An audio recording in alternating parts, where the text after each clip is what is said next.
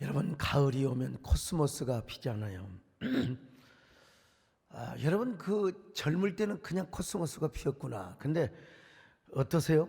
나이가 드시면서 코스모스 꽃이 그냥 꽃으로 보이지 않습니다. 코스모스 꽃은 인생의 계절로도 보이고요, 사랑으로도 보이고요, 또 그리움 같은 것으로 보입니다. 코스모스 꽃의 향기는 코로만 맡는 게 아니라 눈으로도 보여지는 듯한 그런, 중년 노년이 되면 이제 그런 느낌을 받게 되죠. 지난번 강릉에 갔는데 코스모스 꽃이 활짝 피었더라고요. 여러분, 뭐 그렇지 않던가요? 가을에 코스모스 꽃을 보노라면 누군가가 그리워지고 또 어떤 그리운 사람이 생각나지 않아요? 제가 그런 감성으로 제가 이런 노래를 만들었어요. 작사해서 작곡도 있습니다. 여러분, 코스모스 향기가 코끝을 스치면 어느새 들녘에 갈대꽃들이 피네. 석양노을비 비춘 가을길을 걸어요. 가을길을 건너라. 누군가가 생각이 나요. 문득 곁에 있어준 그대 생각. 사랑은 가을처럼, 그리움은 갈대처럼. 아무리 흔들어도 막 이렇게 가요. 꺾이진 않으리. 계속 부를 수는 없고요. 근데 아쉽게도 시간이 흐르니까 또 코스모스 잎이 다 떨어져서 좀 오래 붙어 있으면 얼마나 좋을까. 저 산역에 피어있는 바람에 흔들리며 피는 구절초 다 꽃잎이 떨어져 버렸어요. 제가 얼마나 세월이 빠른지, 우리 교단 총회장이 된 지 엊그제 같은데 총회장 그만둔 지가 2달 됐어요. 2달. 작년에 총회장에 취임할 때마다, 그때만 해도 여러분 제가 얼마나 젊었어요. 한번 보여줘 보세요. 진짜 이야 좋았어 저 때가. 또 한교총 대표회장 할 때 저기 지금 유리막이 있어서 그러죠. 좋았습니다. 그러나 지금은 뭡니까? 제 얼굴 한번 보여줘 보세요. 좀 다르잖아요. 참. 제가 기울어진 운동장에서 예배 회복과 자유라는 평행선을 이루기 위해서 노력하느라 나이 먹었어요. 사실요. 그렇게 힘들지 않더라도 세월이 지나가면 어쩔 수 없이 아마 저도 인생의 가을 당연히 안 맞을 수가 없는 거죠. 늘 드리는 말씀이지만 폴 토우린이라고 하는 이 정신의학자가 있는데, 우리 인생에도 사계절이 있답니다. 봄, 여름, 가을, 겨울이 있다는 거예요. 유아기에서부터 소년기까지는 인생이 봄입니다. 봄이 오면 저 넓은 대지에서 푸른 생명들이 막 스프링처럼 막 솟구쳐 나와요. 그 지평선의 푸른 소나타가 온 대지를 푸르르게 하고요. 그러니 봄이라는 계절은 환상적인 생명의 교향곡을 연주하는 위대한 마에스트로입니다. 바람이 부는 들판에서 흔들리는 꽃들은 생명의 그 위대한 합창 아리아를 부르게 되지요. 제 손녀 현주가 있어요. 얼마나 귀여운지 아세요? 얘는 춤도 누가 가르치지 않았는데 그냥 추는 거예요. 한번 보여줘 보세요. 걸어가세 위에서 가기에 아무 증거 없어도. 근데 저게 이게 여러분 다 타고난 하나의 어떤 천성이고 본능입니다. 남진양은 좀 끼가 있잖아요, 애가요. 우리 손주 녀석은 얼마나 호탕하게 웃는지 한번 보여주실래요?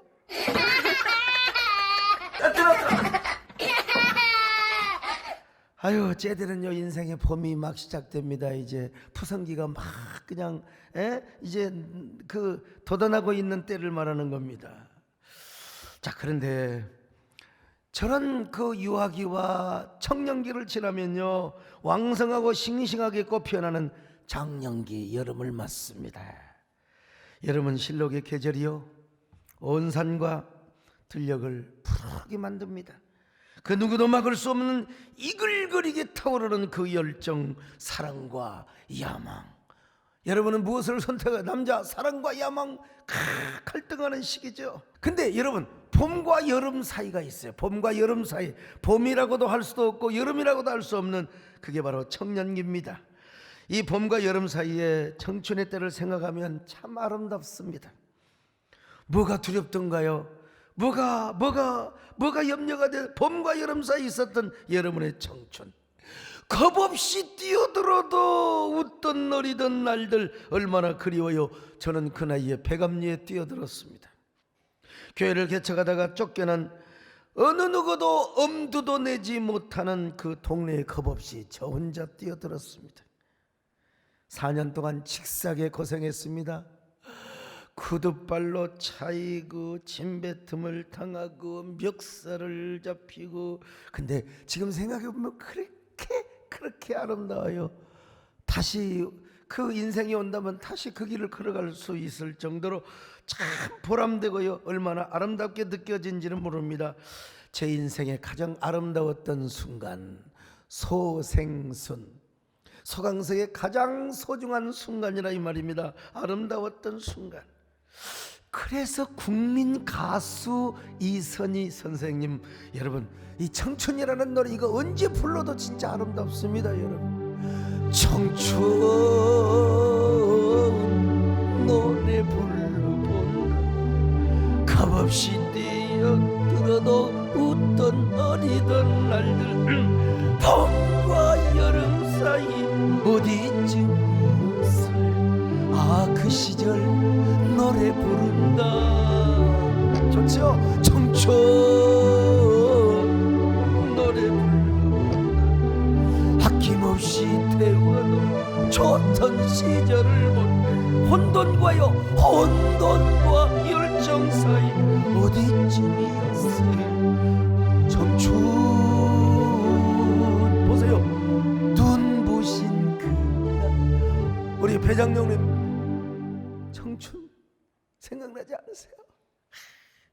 목포상고 탁 나와가지고 그때 은행 가셨습니까? 그런데 그런 여름이 지나고 나면 어느새 이제 가을꽃이 핍니다.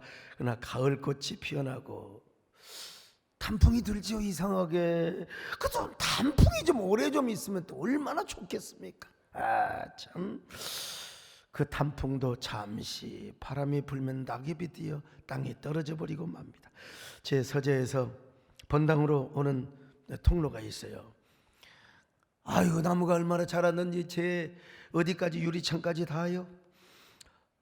얼마 전만 해도 단풍 모습이 그렇게 아름답더니 좀 지나니까 세상에 완전히 낙엽이 다 떨어져서 앙상한, 저 보세요, 저 나무에 단풍이 들었었는데 완전히 앙상한 나무가 되어버리고 말았어. 안도현 시인은 그러한 낙엽을 가을엽서로 표현했습니다. 저도 요즘 낙엽을 가을엽서라고 생각을 하면서 여러분들에게 막 사랑의 연서를 써서 매주 보내지 않습니까? 자, 그런데 단풍잎이 다 떨어지고 나무에는 몇 개만 달려있다가 마지막 잎새가 달려있는 것을 봅니다. 그러면 이제 겨울이 와요. 그 마지막 잎새가 떨어지면, 마지막 잎새 하면 오헬리의 단편소설이 생각이 나죠. 그 소설에 존 씨라는 청년이 폐렴에 걸려서 몸이 약한데 저 창문에 보이니까 담쟁이 그 잎을 자신과 동일시하는데 담쟁이 잎이 딱 하나 마지막 잎새가 남아있어요. 저 잎새가 떨어지면 나도 죽을 거야. 우울한 생각을 합니다. 제 서재 옆에 한 나무도 마지막 잎새가 딱 달려있습니다. 여러분. 자, 그러던 어느 날 막 폭풍우가 몰아칩니다. 존 씨는 이제 담쟁이 나뭇잎도 다 떨어지고 그러면 자신도 죽으리라고 그렇게 절망적인 생각을 합니다. 근데 어떻게 된 일인지 아침에 창문을 열었을 때 그 모든 나뭇잎이 다 떨어졌는데 마지막 잎새는 남아있는 거야. 마지막 잎새가 자신을 위하여 막 남아주는 것처럼 느껴지는 거예요. 그래서 그 입새에 감동을 받아서 이제 희망을 찾고 자신의 건강이 회복이 됩니다. 근데 나중에 아랫집에 사는 배엄한 노인이, 그 동네가 이제 화가의 마을인데 노인이 폐렴으로 돌아가셨다는 얘기를 듣습니다. 왜 죽었나 봤더니 배어머니 존 씨에게 희망을 주기 위해 밤새도록 폭풍을 맞으면서 벽에 담쟁이 잎새 벽화를, 혹시 그 벽화가 떨어질까 싶었어. 그 벽화잎을 그리고 존 씨에게 선물을 주려고, 그 그림을 보고 다시 건강 회복을 얻으려고. 참. 그리고 그 노인 어르신은 그림을 그리다가 폐렴이 심해져서 마침내 죽고 맙니다. 배어머니 그려준 마지막 잎새는 존 씨에게는 무슨 잎새입니까? 희망의 잎새요. 그래서 오늘 희망의 잎새 주일입니다. 오일리에서 제가 딱 차간 도둑질에 왔어요. 훔쳐왔어요. 바로 생명의 잎새가 된 것입니다. 거기에는 생명의 잎새, 이 희망의 잎새라는 말이 나오지 않아. 그냥 제가 그냥 지어낸 겁니다, 여러분요. 얼마나 아름답고 참 희망찬 이야기입니까? 사도 바울도 오늘 이러한 상황 속에서 편지를 썼습니다. 바울은 지금 로마의 감옥에 갇혀 있어요. 항구 도시이기 때문에 가을이 되면 날씨가 쌀쌀하고, 거기도 어김없이 봄, 여름, 가을이 있기 때문에 단풍이 됩니다. 로마의 단풍을 제가 한번 봤죠. 참 아름답습니다. 그리고 이제 겨울이 오면 단풍이 다 낙엽이 되어버리고, 오랜만에 바울도 감옥의 창문을 통해서 가을 잎새가 겨울이 오기 전에 다 떨어진다는 사실을 작년에 이미 경험을 했어. 그래서 그는 겨울이 오는 길목에서 월동 준비를 하고 있었습니다. 디모데에게 겨울 전에 어서 오라고 말씀하고 있어요. 자, 디모데후서 4장 21절입니다. 시작. 너는 겨울 전에 어서 오라. 자, 그런데 뭘 가지고 오라느냐? 두꺼운 옷을 갖고 오라는 겁니다. 디모데후서 4장 13절입니다. 시작. 네가 올 때에 내가 들어와 가보이 집에 둔 겉옷을 가지고 오고. 겉옷을 가지고 오라는 겁니다. 그런데 그는 육신의 월동 준비도 하였지만, 그러나 바로 영혼의 월동 준비도 하려고 했던 것 같습니다. 왜냐? 자신의 죽음, 순교의 때가 서서히 다가오고 있어요. 그래서 내가 영혼의 월동 준비를 하자. 디모데후서 4장 6절입니다. 시작. 전제와 같이 내가 벌써 부어지고 나의 떠날 시각이 가까웠도다. 여러분, 그렇습니다. 사도 바울이 인생의 영적인 겨울을 준비하듯이 우리 인생에는 겨울이 있습니다. 그래서 미국의 펜실베니아 주에서 목회하시던 메가트니 목사님은 10월 넷째 주만 되면 항상 뭘 합니까? 바로 겨울이 오기 전에. 저는 이제 11월 넷째 주가 되어 30년이 넘도록 겨울이 오기 전에, 오늘 뭐 설교 제목이 마지막 잎새가 지기 전에, 너무 겨울 하니까 제가 좀 제목을 바꿨지만 주제는 똑같은 이야기입니다. 제가 이런 주제로 말씀을 드릴 때마다 빼먹지 않는 스토리가 있어요. 그건 뭐냐? 땅 따먹기. 아이씨, 목사님 올해도 땅 따먹기. 여러분, 나는 이야기 할 때마다 어린 시절이 그립습니다. 여러분, 땅 따먹기 놀이는 뭐 축구공이나 뭐 배구공 이런 거 필요 없어요. 그냥 땅하고 손만 있으면 됩니다. 여러분, 옛날에는 땅 따먹기 할 때 손 큰 놈이 짱이었습니다. 여러분, 저 보세요. 손이 얼마나 부드럽고 이쁘고 여성스러운지. 그러니까 땅 따먹기 할 때는 불리해요. 그러니까 어떻게 하느냐? 고사리 같은 손으로 자 땅 따먹기를 하는데 쫙 빼가지고, 여러분, 약간 사기를 부려야 돼. 자, 보세요. 자, 땅 따먹기 딱 하는데 싹 하네. 이걸 몰라주면 되는데 이놈들이 또 본놈이 있어갖고, 너 왜 말이야 이 뺨을 늘리냐고 있었는데, 그럼 또 내가 뭐라고 해야겠어요? 그때는 또 우긴 놈이 있다. 언제 그랬냐 이 새끼야. 아유, 그래가지고 제가 마을 해관 땅을 제일 많이 제가 취득을 했습니다. 제가 제일 많이 차지. 그때의 성취감, 그때의 승리, 이게 얼마나 행복감이 가득한지. 근데 여러분, 이 행복감을 좀 오래 갖도록 두어야 되는데, 벌써 땅거미가 딱 짙어오면은 강사가 이 맞아 죽일로 막. 우리 아버지 소리입니다. 우리 어머니는 강사가 이 짝 찢어 죽일로 막. 아이고, 왜 이렇게 우리 어머니는 찢어 죽일 놈, 우리 아버지는 맞아 죽일 놈. 참. 근데요, 그래도 안 죽고 살았어요. 살아서 지금 이렇게 여러분 앞에 서 있습니다. 이게 바로 하나님의 은혜입니다. 이런 노래가 안 생각날 수가 없어요. 내가 이 땅에 태어나는 이 땅에 태어난 사람, 어린아이 시절과 지금까지 숨을 쉬며 사는 꿈을 꾸는 사람, 당연한 여간은 그 다음에가 중요합니다. 여러분, 내가 죽지 않고 살아있으며 오늘 찬양하며 예배하면서 복음을 전할 수 있는 축복이 당연한 것 아니. 진짜 은혜 아니요? 내가 죽지 않고 살아있어요. 다시 해봐요. 죽지 않고, 내가 죽지 않고 살아있으며 오늘 찬양하고 예배하는 삶이 얼마나요 복음을 전할 수 있는 축복이 당연한 것 아니겠네요. 집에 들어가요. 집에 들어가. 그러면 저 혼쭐 납니다. 얼마나 그냥 매동 맞고 말이야. 이놈의 자식아. 좀 그때 한번 저희 아버님이, 야, 너 땅 따먹기 진짜 1등 했다며. 너 앞으로 사업자로 갔다. 그럼 얼마나 좋아. 그때 그런 부모님들에게 그런 의식이 있었습니까? 이놈의 자식 하던 공부는 안 하고 어디서 숙제 해놨냐? 내 숙제라도 해놓고 돌았을 텐데. 그때 얻어맞았던 그 지청구 꾸지람 그립습니다. 우리 어머니 아버지한테 옛날에 그렇게 땅 따먹게 하는 걸 그렇게 못 보셔서 그렇게 못마땅하셨어요. 그때 나는 기억이 하나도 안 난다. 오늘 이게 우리 인생이 아닐까요? 오늘 현대인들도 아파트 평수를 늘리고 몇 채를 늘려 부동산 땅을 사 강남에 빌딩을 샀네. 여러분 얼마나 행복합니까? 얼마나 좋아요. 어제 우리 저 배장용 장로님 수만 평 물류창고 짓고 내가 거기 예배 인도하고, 자 의정부 가서 또 광명교회 가서 임직 설교하고 저 군산을 다녀왔습니다. 아침에 일어났더니 얼굴이 통통 부었더라고. 장로님 얼마나 좋으세요? 또 앞으로 5만 평짜리를 지을 걸 생각 얼마나 좋아요.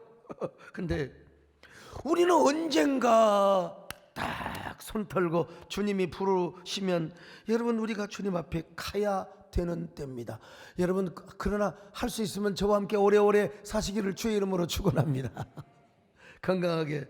근데 이게 우리 인생이요. 언젠가 부르시면 말이죠. 나 하늘로 돌아가리라. 구름 속에서 하나님 손짓하면은 나 하늘로 돌아가리라. 여러분 땅 따먹기 이야기 들으신다고 지겨워요? 지겹습니까? 나 지겨워 죽겠어. 참말 그 사람은 여러분 인간이 아닙니다. 저는 매년 이런 이야기를 해도 매년은 아니지만 그래도 이야기하면요 눈물이 나도록 그립고 가슴 아프고 참 아주 아름답게 가슴이 아프도록 아름답게 느껴지는 추억입니다. 오늘 여러분은 우리 인생에 여름과 가을이 얼마나 남아있다고 생각하십니까? 언제 여러분의 겨울이 찾아온다고 생각하세요? 항상 우리에게도 인생의 겨울, 언젠가는 어두컴컴한 죽음의 계절이 우리를 찾아올 때가 있어요. 제 서재에 벽난로가 있습니다. 저 촌놈 출신이라 목가적이고 전원적입니다. 그래서 저는 겨울이 오면 벽난로를 피우며 그 앞에 앉아서 저만의 행복한 케렌시아를 제가 누립니다. 장작불 피워놓고 보면 이게 우리 인생살이요. 이게 인생살이. 이런 노래 여러분 아시잖아요. 모닥불 피워놓고 마주 앉아서 우리들의 이야기는 끝이 없어라. 인생은 연기 속에 채를 남기고 말없이 사라지는 모닥불 같은 거. 한번 영상 보여줘 보실래요? 모닥불 피워놓고 마주 앉아서 우리들의 이야기는 끝이 없어라. 인생은 연기 속에 죄를 남기고 말없이 사라진 모닥불 같은 것 타다가 가지는 그 순간까지 우리들의 이야기는 끝이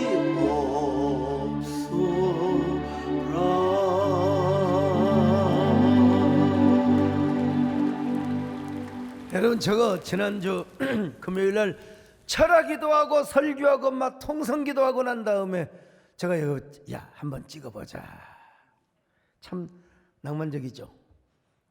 우리 집사람은 보더니 목사님 조금 약간 세속적인 거 아니세요? 그래서 이거 이 사람아, 이거는 곡조가 있는 예화야. 우리 인생이 이렇다는 거야. 곡조 없는 예화도 있고 곡조 있는 예화인데, 여러분 우리 인생이 모닥불 같아요. 왜 이렇게 빨리 지나갑니까? 나 교회 다닌다고 예수 믿는다고 신학교 간다고 쫓겨난 지가 엊그제 같은데 제가 몇 살인 줄 아세요? 60대입니다.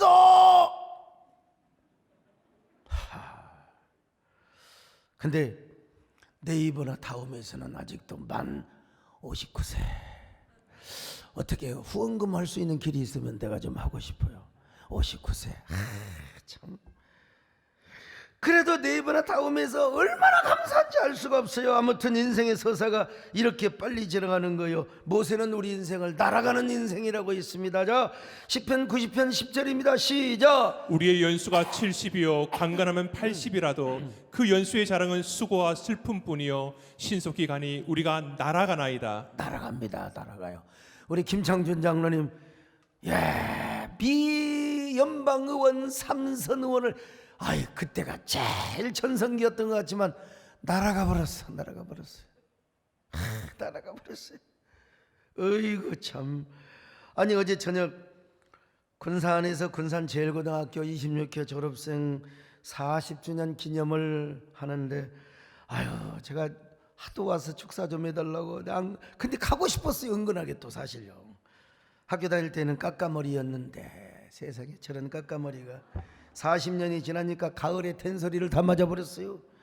아이고 머리도 빠지고 건늙은 이런 친구들 말이죠. 나도 가을 맞았어요. 다 보세요. 전부 저보다 한 5년 10년 형님 같잖아요. 그래도 다 우리 깎아머리 친구들이었다니까. 탤런트 김영수 사진은 없나? 이거 여기 나오잖아요. 보세요. 우리 남진 장로님 안 본 묻더라고요. 언제 한번 교회라고 했는데요. 여러분, 우리도 영혼의 월동 준비를 해야 됩니다. 우리가 어떻게 영혼의 월동 준비를 해야 될 것인가? 저처럼 우리 남은 인생 이제 소중하고 진지하게 살아야 돼요. 저는 말입니다, 인생을 덤벙덤벙 살도록 태어난 천성이 그런 사람입니다. 제가 좀요 놀기 좋아하고 덤벙거리기를 좋아하고.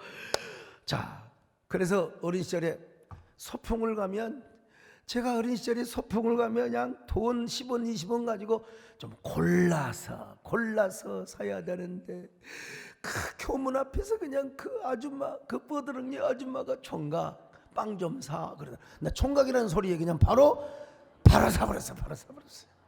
그리고 교문 앞에 들어가니까 운동장에 뭐 그냥 빨아먹는 거에서부터 솜사탕에서부터 별게 다 있어. 그러니까 돌아다니면서 아이씨가 거기서 나왔어요.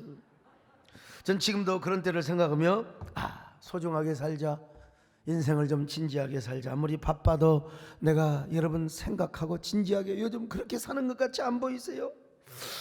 남은 인생 여러분도 소중하게 사시기를 바랍니다.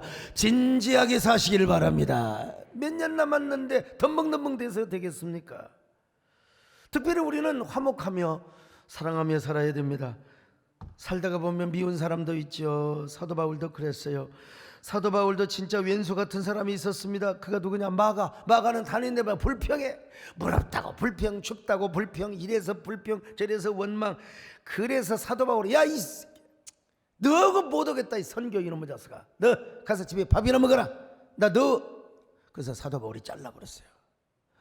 이 마가는 평생 사도 바울이 아무리 큰 종이가 아무리 위대한 종이라 할지라도 상처가 있어가지고 큰 종이면 뭐해? 사도면 뭐해? 사람을 품어야지 말이요. 이런 마음이 가득했어요. 상처받아가지고. 응? 능력이 있으면 뭐해? 사랑이 있어야지. 근데 사도 바울이 보니까 죽음을 앞두고 바울이 그래, 내가 마가를 품어야지, 마가를 사랑해야지. 그래서 마가를 데려오라는 거예요. 오늘 11절 봅니다. 시작. 네가 올 때에 마가를 데리고 오라. 저가 나의 일에 유익하니라. 유익하기는 뭘 유익해? 불평하는 놈 세상에. 그러나 죽음 앞에서는 그런 겁니다. 죽음 앞에서 거짓말하지 않아요. 죽음 앞에서는 누구나 다 진실합니다. 거짓말 언제 합니까? 살았을 때 살려고 거짓말하는 거지. 예? 누가 이제 법정에 가서는 참 사실도 중요하지만 어떻게 법리적으로 그것을 잘 만드는. 근데 여러분, 죽기 전에는 다 소용없어. 다 내 잘못이고 나로 인하여 고통을 당한 사람들 내가 사과합니다. 이게 여러분 죽기 전에 하는 말입니다. 여러분, 치매가 걸리지 않았으면 지난번에 어떤 대통령도 아마 그랬을 겁니다. 원수 같은 사람도 화해를 합니다. 그러므로 우리도 언젠가 죽음을 맞이한다는 걸 생각하고, 여러분 이제 용서할 사람 용서하고 사랑할 사람 사랑해야 됩니다. 요즘 세상 보면 왜 이렇게 증오의 카르텔을 쌓습니까? 온갖 미움과 비난의 플랫폼을 그냥 만들어 놓는지 거기서 막 오징어 게임을 하고 지옥 게임을 하는 거야. 가슴 아픈 일이죠. 우리가 사랑을 하며 살기도 짧은 세월이거늘, 짧은 삶이거늘, 여러분 용서하고 화목하고 살기에도 너무나 짧은 인생이 아닙니까? 남들이야 그렇다 치더라도 우리 가정에서 그래야 됩니다. 가정에서 화목하게 살아야 돼요. 왜 그렇게 사랑해서 결혼했던 부부도 왼수처럼 살아가는 나중에 다 후회하더라고. 교회를 나간 사람도 다 나중에는 후회를 해요. 이런 부분은 무슨 영화를 봐야 되느냐? 지금도 다운받아 볼 수 있을 거예요. 니마 그 강을 건너지 마. 그 강을 건너지 마. 저도 아직 못 봤습니다만은 내용은 압니다. 이런 영화 보셔야 돼요. 이런 거 생각할 때마다 어느 60대 노 부부, 이게 70대로 요즘은 바꿔야 되겠습니다마는 말이죠. 곱고이 든 그 손으로 넥타이를 매여주던 때 어렴풋이 생각나고 여보 그때를 기억하고, 다 중략하고 마지막만 합니다. 여러분, 여보 안녕히 잘 가시게. 여보 안녕히, 진짜 너무 구슬프잖아요. 서글프잖아요. 잘 가시게. 요즘이 안 그렇지만 한 10년 전만 해도 저희 집사람이 전화하면 막 지지배배 마음에 안 들어서 그렇겠죠. 그럼 제가 그렇습니다. 여보 안녕히 잘 끊으시기. 전화 끊어버렸어. 저희 교회 한 여집사님이 계셨습니다. 유달리 저에게 문자도 자주 보내고 그 문자 내용도 참 낭만적인 경계선을 왔다 갔다 하는 그런 문자도 보내시고, 내가 얼마나 또 적절하게 잘 했겠습니까마는, 근데 그분이 언제부턴가 얼굴이 창백하게 보이는 거예요. 그런데도 저한테 계속 문자는 아이고 총회장 준비하려고 애쓰시겠습니다 막 하면서 그냥 막. 근데 나중에 한 사실이지만 얼굴이 창백했던 거, 나는 그냥 화장 안 해서 그런 줄, 왜 화장 좀 오지, 화장 좀 하고 교회 오지. 근데 난소암과 투병을 했던 거예요. 난 몰랐어요 그때. 어느 날 강단에 시간이 흘러 광고가 올라왔는데 그날이 주일 저녁, 이 땅을 떠나셨다는 거예요. 참, 언젠가 제가 주보 칼럼에 이번의 스토리를 내가 쓴 적이 있어요. 내일이면 발인 예배입니다. 왜 어떻게 교구에서 이제 연락이 왔어요? 내가 바로 당장 끝나고 남편에게 전화를 했습니다. 제 전화를 받고 남편이 얼마나 우는지 엉엉 울어요. 펑펑. 목사님, 내가 목사님을 얼마나 미워한 줄 아세요? 내 아내가 하나님만 사랑하고 교회밖에 모르고 말이에요. 그리고 목사님을, 서목사님을 얼마나 좋아하던지 난 남편으로서 질투했습니다. 시기했습니다. 근데 그때마다 제 아내는 목사님을 절대로 미워해서는 안 된다고, 내가 목사님을 좋아하는 것은 영적으로 존경하고 신앙의 사표가 되어서 그러는 거지, 사랑의 경기가 다르는 거라고. 마지막 숨이 지는 순간까지 당신 꼭 교회 잘 나가. 여러분, 우리 젊어서 가시는 분들 가운데 꼭 그런 유언 많이 남깁니다. 꼭 소목사님 잘 받들고 세대교회 잘 다니라고. 예. 아유, 그러면서 저한테 남편이 뭐라고 말한 줄 아세요? 목사님 잘못했습니다. 제발 잘못했습니다. 내가 내 아내를 고생만 시키고 이게 그 천국 가야 되는데 목사님이 우리 내 아내 천국을 보내주셔야 됩니다. 내가 어떻게 천국을 보내요? 제가 그랬죠. 그분 믿음 좋았어요. 집사님, 그분은 자신의 믿음으로 천국에 갔더니 갔어요. 걱정하지 마세요. 지금도 의문이 하나 있긴 있어요. 왜 나한테 그 고통스러울 때 문자 좀 아프다고, 암 걸린 게 뭐가 창피합니까? 아니, 내가 바빠서 총회장이 되어서 바빠서 못 가도 여러분 차에 이동 중에서 내가 전화로 기도 좀, 여러분 제가 전화로 기도하는데 기적이 나타나는 거 가끔 있죠. 여러분 아세요? 전화로 기도해 주는데 문제가 풀리고, 전화로 기도해 주는데 병이 낫고, 그 순간부터 고통, 통증이 사라지고. 참, 아무튼요, 내가 그렇게 기도해 줄 수 있는데 왜 그렇게 죽어갔을까? 아무튼 남편은 집사님의 울음소리가 그처럼 짝을 잃은 숲비둘기의 그 구슬픈 울음처럼 지금도 그 잔상의 소리가 귓전을 맴도는 것 같아요. 그냥 멀리 이사를 가셨긴 가셨습니다만, 난 그 집사님을 통해서 정말 부부가 그처럼 소중하다는 사실을 새삼스럽게 깨달았어요. 그러니까 우리가 살아있을 때 화목하고 서로 아껴주며 살아야 돼요. 그런 의미에서 우리 남진 장로님이 이런 신곡을 발표하셨어요. 더 60대 노부부에 부르는 노래보다 좀 더 긍정적인 노래입니다. 날 알아보지 못해도 날 기억하지 못해도, 이게 이제 치매에 걸린다는 걸 전제하고 그러는 거요. 당신만 곁에 있으면 난 행복해요. 좋아요. 젊어서 고생시키고 속썩인 내가 미워서 당신이 나를 잊을 것 같아 눈물이 납니다. 여보, 미안해요. 여보, 고마워요. 이 세상 저 천국까지 당신과 함께 하겠소. 걱정하지 말아요. 영원한 내 사랑.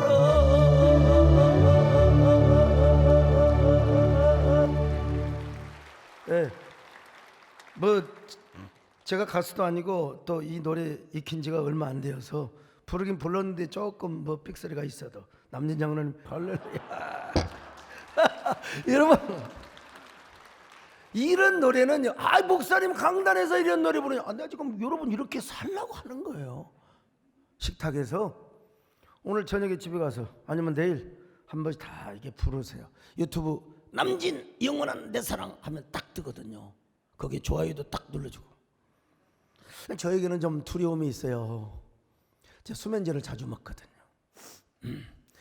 내가 노년에 혹시 치매 올까 이 걱정이 많아요.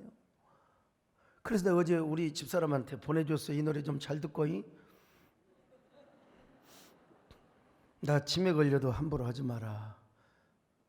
그래서 하나님께 기도하는 거예요. 내 인생 그러면 서글프잖아. 하나님 치매 오기 전에 하나님 저 데려가 주세요 제발. 그러나 제가 계속해서 머리를 쓰기 때문에 치매가 안 올 걸로 믿고 살아갑니다만, 여러분도 언제나 격려하며 사랑하며 화목하며 살아가시기를 축원합니다. 두 번째로 예수 그리스도를 최고의 보화로 여기며 살아가야 합니다.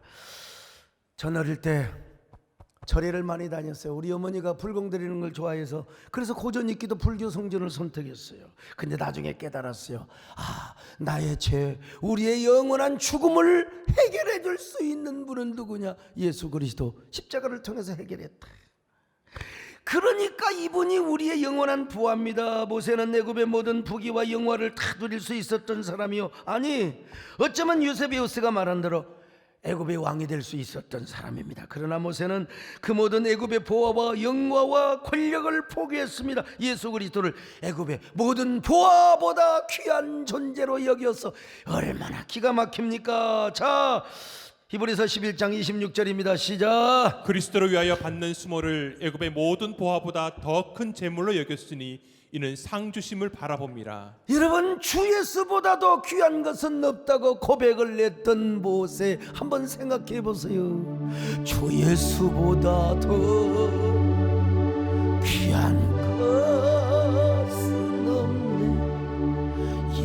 예수 밖에는 이게 모세의 고백이 아니고 무엇입니까? 사도 바울도 마찬가지요. 그리스도를 아는 지식이 가장 고상한 지식이라고 여러분 설명 고백하고 있습니다. 빌립보서 3장 8절입니다. 시작. 또한 모든 것을 해로 여김은 내 주 그리스도 예수를 아는 지식이 가장 고상하기 때문이라. 그렇습니다. 여러분, 이런 말씀을 묵상하노라면 이런 고백이 저절로 나와요. 그렇다. 그래, 예수 그리스도가 우리의 재산이고 우리의 보화야. 그분이 나의 보배란 말이야. 그러므로 그분을 보화로 삼고 그분을 보배로 삼는 삶을 살자. 막 그러다 보면 이런 노래가 막 저절로 그냥 자동적으로 나오는 겁니다. 여러분, 손에 있는 부귀보다 주를 더 손에 있는 부귀보다 이슬 같은 목숨보다 주를 더 사랑하는 것. 사랑의 빛 잃어가 주님 만날 수 없어. 헛된 영화 바라보 사랑할 수도 없어. 잠시 머물 이 세상 헛된 것들뿐인 주를 사랑하는 마음 금보다 귀하다. 세 번째, 마지막입니다. 우리의 궁극적 소망을 천국에 두는 삶을 사는 거예요. 인생의 겨울을 앞두고 있었던 사도 바울은 천국의 영광스러운 삶과 상급을 지금 바라보고 있습니다. 디모데후서 4장 8절 시작. 이제 후로는 나를 위하여 의의 면류관이 예비되었으므로 주 곧 의로우신 재판장이 그날에 내게 주실 것이며. 여러분, 그러므로 우리도 천국을 준비하고 천국을 바라보는 삶을 살아야 됩니다. 제가 이래봬도 성대수술 2번, 젊은 날 좀 살살하지 그렇게 하면은 성대가 그렇게 할 줄을 나도 몰랐어요. 하다 보니까 그런 거예요. 막 광장에 가서 설교해도 막 그냥 목이 터져라. 나중에 목에서 피가 났어. 그러면 저 광대들 창하는 사람은 좋다고 하더만 나는 병원에 가보니까 세상에 어떻게 돼. 폴립이 얼마나, 줘보세요.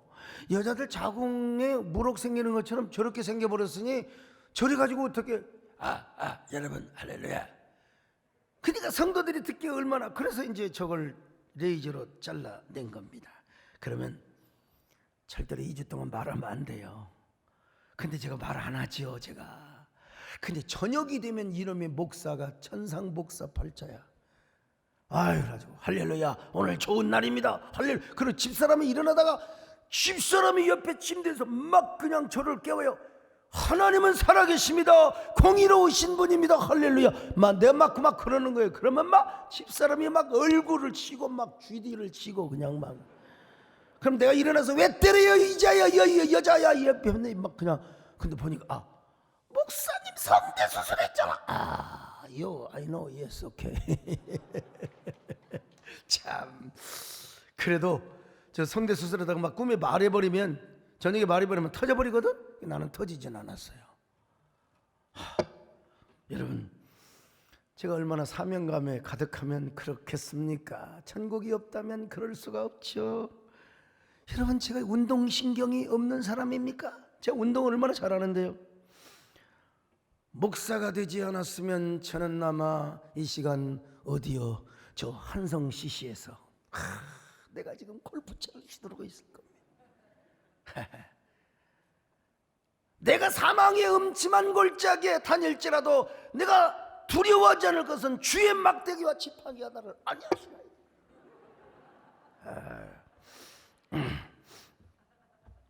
전 산을 좋아합니다. 얼마나 그 산에만 가면 내 마음이 씻겨지고 정서의 순화가 이루어지는 것 같고, 산에 가서 탁 찬송도 부르고 좋은 음악 듣고 그러면 그냥 내 귀가 씻겨지고 눈이 씻겨지는 것 같아요. 지난번에 평신도 사역자들과 함께 강릉의 길을 걸었는데, 야, 참 천국이 따로 없대. 정말 너무 행복했어요. I'm happy. 또 해피, 또 해피. 이렇게만 살면 얼마나 좋겠습니까? 근데 저에게는 사명이 있어요. 산에 갈 시간도 없다니까 그냥 겨우 토요일 날 오후, 그것도 어제도 못 갔네 이제 또. 근데 저에게 천국의 소망뿐만 아니라 사명이 있어서 뒷목이 굳은지도 모르고 어깨가 굳은지도 모르고, 나 오죽하면 집사람한테 이런 부탁했다고 했잖아. 나 죽으면 그냥 입관하지 말고 딱 엎어져 가지고 마사지나 제일 잘하는 사람 불러서 한번 싹 해줘라. 그 당신은 거기서 노래 부르면 되잖아. 네, 이야기를 듣고 이제 저에게 마사지 샵을 하는 분들이 여러 분 계시는데, 하여간 용감한 우리 박승현 집사님이 저에게 신방을 요청했습니다. 제가 담임 목사가 가는데 또 헌금도 크게 준비를 하고, 그래서 제가 축복 기도를 하고 남편과 함께 예배를 마쳤습니다. 저를 1인실로 불러요. 1인 그 마사지하는 그 방으로 불러가지고, 그럼 남편이 좀 옆에 있는다든지 그래야지. 목사님 잘해드려. 그러고 또 가버리더라고. 근데 우리 집사님이 들어오셔가지고 저한테, 목사님 우통을 다 벗으시죠 그러더라고요. 우통을 벗으래. 그러다가 부탁했어요. 아니, 왜 그러느냐, 이 뒷목에서부터 풀려면 경락을 해야 되는데 벗어야 되는데, 그리고 오일 마사지를 쫙 하면 목사님 제가 실력 발휘할게요. 내가 그랬어요. 집사님, 제가 우통 벗기는 좀 불편하고 그럴 만한 시간도 없습니다. 난닝구 있고 그냥 마른 마사지 받을 테니까 그냥 기름 안 바르고 실력 발휘 한번 해주세요. 그랬더니 제 등을 만지더니, 목사님 돌덩어리입니다. 이 돌덩어리를 가지고 어떻게 지고 한국교회 사역을 하셨습니까? 목사님, 이제라도 우통을 벗으십시오. 벗었을까요? 안 벗었을까요? 끝까지 안 벗었습니다. 난닝구 입었지만 이 마사지를 받는 저도 불편해. 여러분, 혈자리 자르고 경락을 잘하면 저는 불면증이 있어도 그것만 잘 풀어놓으면 그냥 코를 골아버려. 근데 코를 좀 골다가 또 내 코 골면 안 되지. 얼마나 이게 뭐냐면 근신하고 깨어있는 겁니다. 긴장했던 거예요. 그래서 제가 나중에 일어나서 보니까 그 집사님도 막 땀을 뻘뻘 흘렸어요. 왜냐? 담임 목사님 이거 푸는 게 쉬운 게 아니요? 띵크가 됐다가 안 됐다가. 그분 정말 저한테 그런 말씀 하시더라고요. 목사님, 내가 10수년 마사지 경력에 목사님 같은 어깨를 본 적이 없고 이렇게 긴장을 하고 제가 마사지를 하기는 처음입니다. 제가 실력 발휘 다 못한 것 같습니다. 내가 봐도 그런 것 같아. 아무튼 감사한 마음입니다. 저희 교회는 그 스포츠 마사지학 교수도 계세요. 남자 시간만 내면. 근데 내가 진짜 별로 저녁에 너무 늦게 들어오니까 내가 늦게 부를 수도 없는 것이고, 저는 제가 지난 1년 동안 돌덩이 같은 어깨를 짊어지고 우리 한국교회 예배 회복을 위해서 정말 열심히 뛰었습니다. 그러면서 저는 1년 동안 제 생애 최고의 순간순간들을 연속하는 소생순, 소강석의 최고의 순간들을 많이 경험했습니다. 오늘 한번 주보의 글을 보세요. 내가 얼마나 이런 일을 하는 거예요. 이게 뭐예요? 내가 돈이 생깁니까?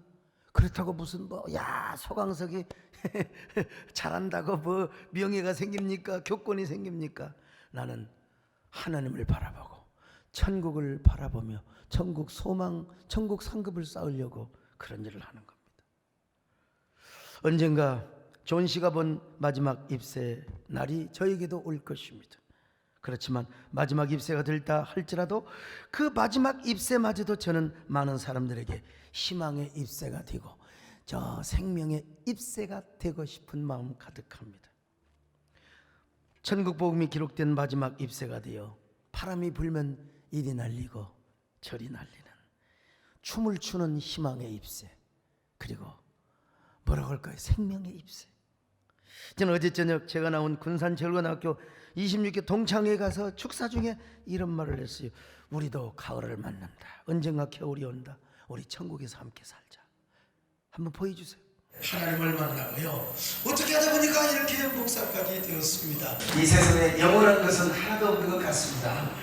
원천하에 생명보다 귀한 것은 없습니다. 사랑하는 동문들, 우리 친구들, 아무리 장수하고 건강하더라도 인생은 언젠가는 끝나요. 그래서 우리 함께 천국에서 같은 동네에서 우리 예수 믿고 살자.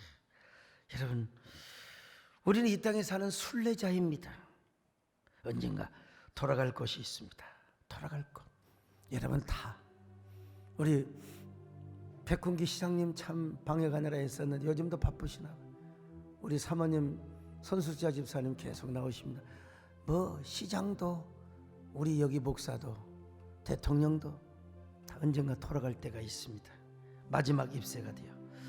자, 그렇다면 여러분은 순례자로서 영혼의 겨울을 어떻게 맞이하시겠습니까? 여러분의 마지막 잎새가 땅에 떨어진다면 어떻게 그날을 맞이하겠습니까? 우리의 남은 인생 소중하고 진지하게 살아야지. 예수 그리스도를 최고의 보화로 여기며 살아야 되겠죠. 우리의 소망을 천국에 두고 천국 상급을 쌓으며 살아가야 되겠죠. 이게 바로 지혜로운 영혼의 월동 준비입니다. 우리 순례자 고백 찬양을 드리십시다. 여러분, 나는 순례자 낯선 나라에 언젠가 집에 돌아가리. 어두운 세상 방황치 말고 예수와 함께 돌아가리.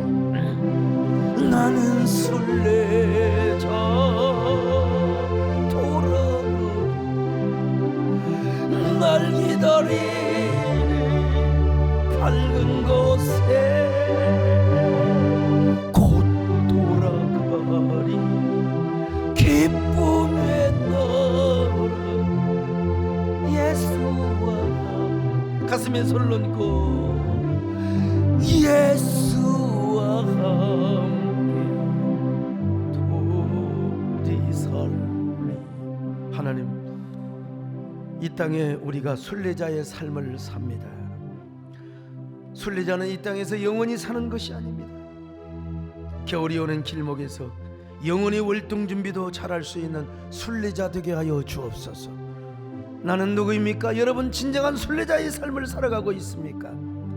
우리 함께 한 1분 동안 주님께 고백 고백을 하시기를 바랍니다. 그리고 간구를 하시기를 바랍니다.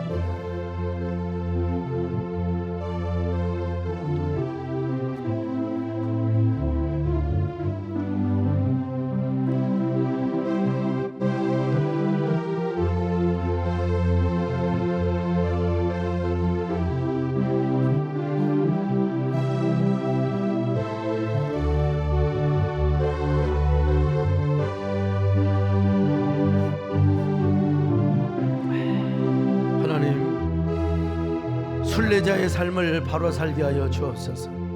언젠가 우리의 삶도 마지막 잎새되어 땅에 떨어질 때가 있을 텐데, 그때에도 복음 기록한 가을 엽서가 되어서 바람이 불면 이리 춤추고 저리 춤추며 우리의 죽음을 통해서도 하나님을 알리는 귀한 존재들이 되게 하여 주시옵소서. 예수님의 이름으로 기도 올리옵나이다. 아멘.